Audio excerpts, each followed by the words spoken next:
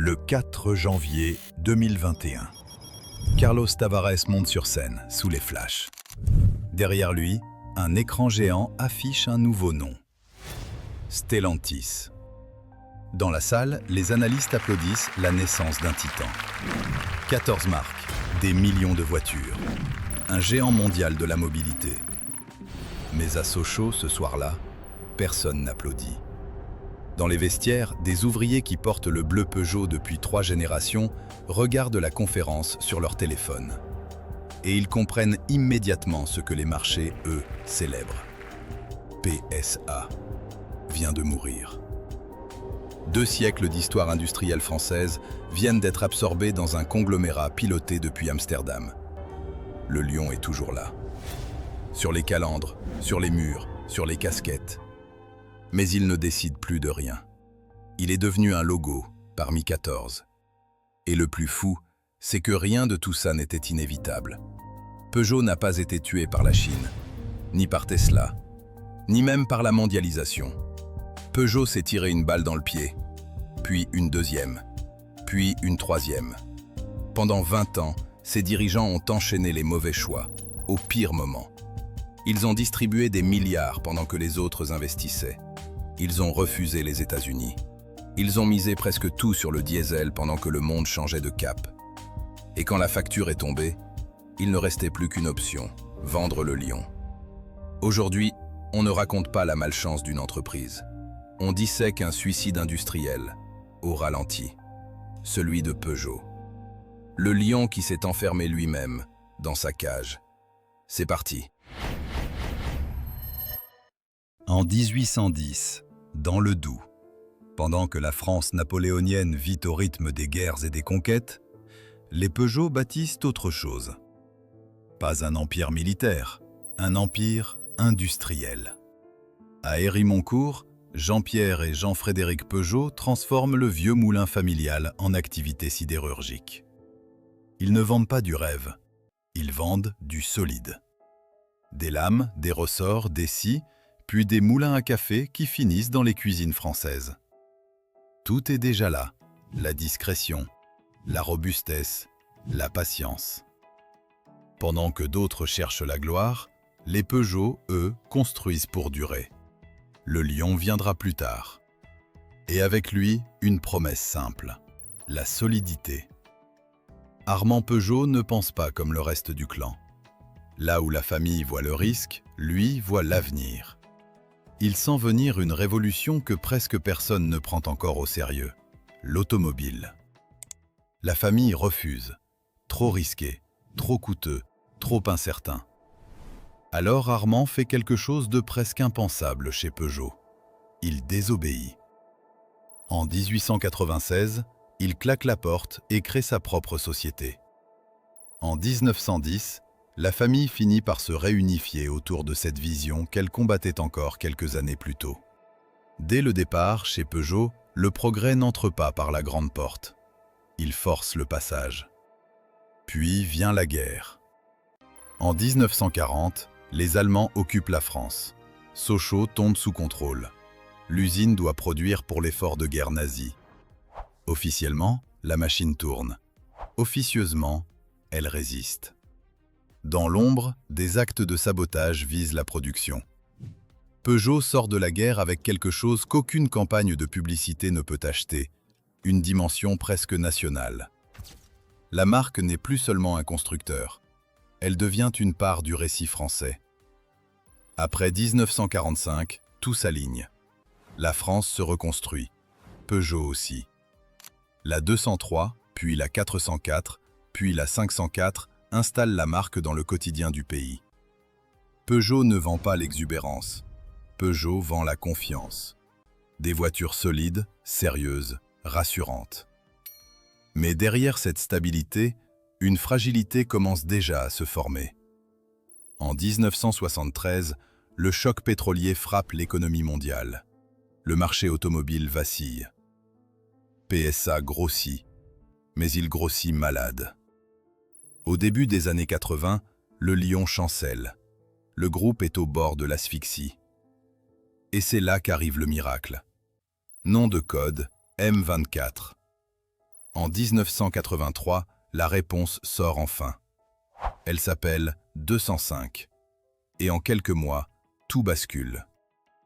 La 205 n'est pas seulement une réussite commerciale, c'est une déflagration. Son design tranche avec le passé. Sa version GTI entre dans la culture populaire. Elle sauve les comptes, redonne du souffle au groupe et replace Peugeot au centre du jeu européen. En 1985, le lion domine. La France applaudit. Les ingénieurs se sentent intouchables. Et c'est précisément là que le piège se referme. Parce que la 205 n'a pas seulement sauvé Peugeot, elle a installé une illusion.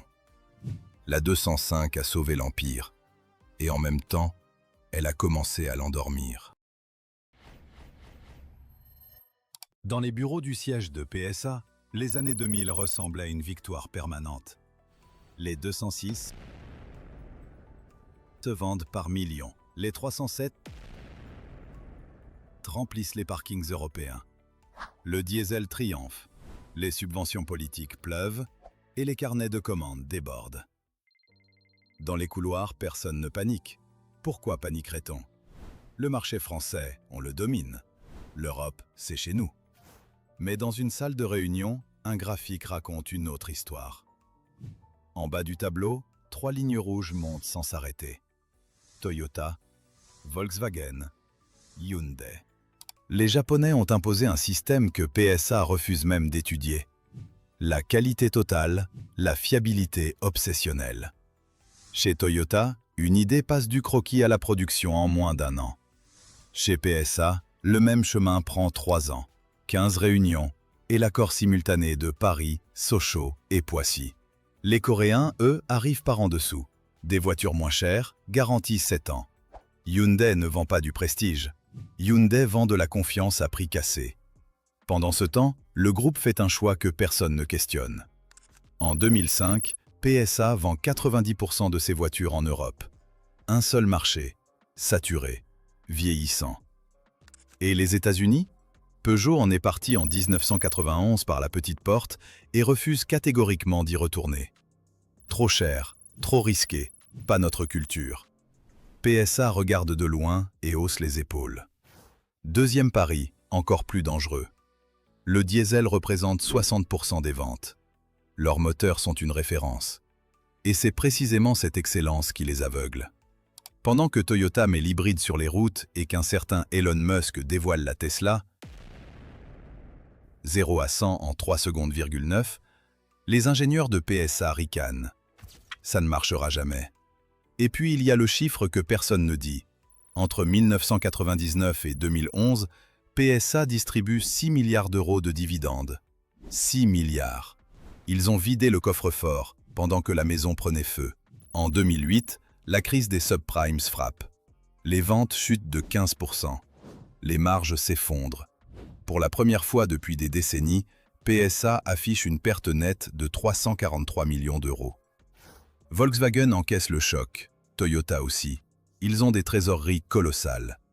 PSA n'a rien de tout ça. Pas de trésor de guerre, pas de plan B. L'endettement dépasse les 3 milliards d'euros. Les agences de notation dégradent le groupe à junk, extrêmement spéculatif. Et puis 2012, l'année où tout s'effondre.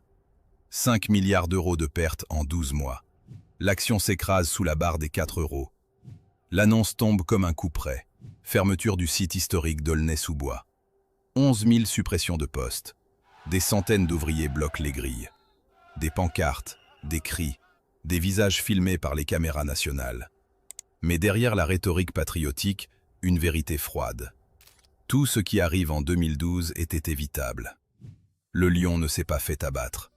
Il a couru droit dans le mur, les yeux ouverts. Début 2014. PSA est sur la table d'opération. Les pertes se comptent en milliards.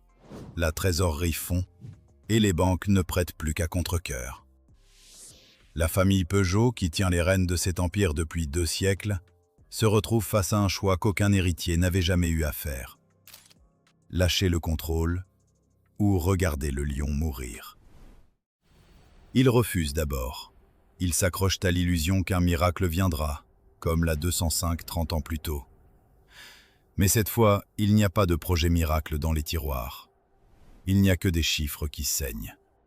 Alors l'impensable se produit. L'État français entre au capital. Le constructeur chinois Dongfeng aussi. La famille Peugeot est diluée, marginalisée. On a survécu, mais on a tout perdu.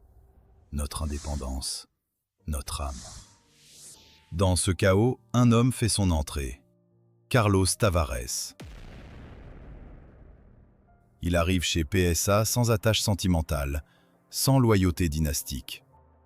On ne sauve pas une entreprise avec des sentiments, affirma-t-il d'une voix glaciale. Tavares ne réforme pas, il taille. 700 millions d'euros de coûts supprimés dès la première année. Les projets non rentables, tués. Le nombre de plateformes, divisé par 2. Chaque dépense doit être justifiée. Chaque modèle doit prouver qu'il rapporte avant d'exister. Les syndicats hurlent. Les salariés souffrent. Mais les chiffres, eux, bougent. En 2014, PSA perd encore 555 millions. Un an plus tard, il gagne 1,2 milliard, puis 2 milliards. En 4 ans, Tavares transforme une entreprise sous perfusion en machine à cash. La Peugeot 3008 incarne ce virage. Le SUV que personne n'attendait, devenu le symbole d'un groupe qui gagne. L'action, tombée à 4 € en 2012, dépasse les 24 € en 2018. Multiplié par 6. Mais Tavares n'est pas un sauveur. C'est un chirurgien, et un chirurgien ne s'attache pas aux patients. Il sait que PSA, même rentable, reste trop petit, trop européen. La survie passe par la taille, et la taille passe par une fusion. En 2021, PSA fusionne avec Fiat Chrysler. Le nouveau groupe s'appelle Stellantis. 14 marques. Siège à Amsterdam. Tavares aux commandes. Sur le papier, c'est un triomphe. Dans les faits, c'est un acte de disparition. Le nom PSA s'efface. Les décisions stratégiques quittent la France. Sochaux n'est plus le cœur de rien. Juste une usine parmi d'autres dans un portefeuille mondial. Peugeot, Citroën, Jeep, Alfa Romeo, tous alignés sous la même logique de rendement, pilotés depuis un bureau aux Pays-Bas. Le lion existe toujours, mais il porte un collier. PSA n'a pas été sauvé pour redevenir libre. PSA a été sauvé pour devenir absorbable. La France n'a pas perdu Peugeot dans une bataille, elle l'a perdu dans un tableur Excel. Stellantis est né. Et dès les premiers mois, la doctrine est claire. Un seul mot d'ordre dirige tout. Efficiency first. Réduire les coûts, maximiser les marges, rationaliser chaque marque, chaque usine, chaque modèle. Carlos Tavares applique à 14 marques la méthode qui a sauvé PSA. Sauf que sauver une entreprise et gouverner un empire, ce n'est pas le même métier. La première victime, c'est l'identité. Peugeot, Citroën, Opel, Fiat. Dans les faits, elles partagent de plus en plus les mêmes bases techniques, les mêmes composants. Parfois, seule la carrosserie change. Et parfois, même ça ne suffit plus à masquer la ressemblance. Peugeot perd son toucher de route légendaire pour devenir un produit financier standardisé. Puis la confiance commence à casser. Le moteur 1.2 PureTech. La courroie baignée dans l'huile se dégrade prématurément. Des particules circulent dans le moteur. Les pannes s'enchaînent. Et pour les clients, la sanction est brutale. Plusieurs milliers d'euros de réparation. Ce qui se brise à ce moment-là, ce n'est pas seulement une pièce mécanique. C'est une réputation. Pendant des décennies, Peugeot vendait une idée simple, la solidité. Avec le PureTech, cette promesse vole en éclats. Et le problème n'est pas seulement technique, il est culturel. Quand une entreprise commence à économiser au mauvais endroit, elle finit toujours par faire payer l'addition à ses propres clients. Alors le marché réagit. Sur l'occasion, les Peugeot deviennent plus difficiles à revendre. Le lion est toujours là, sur la calandre.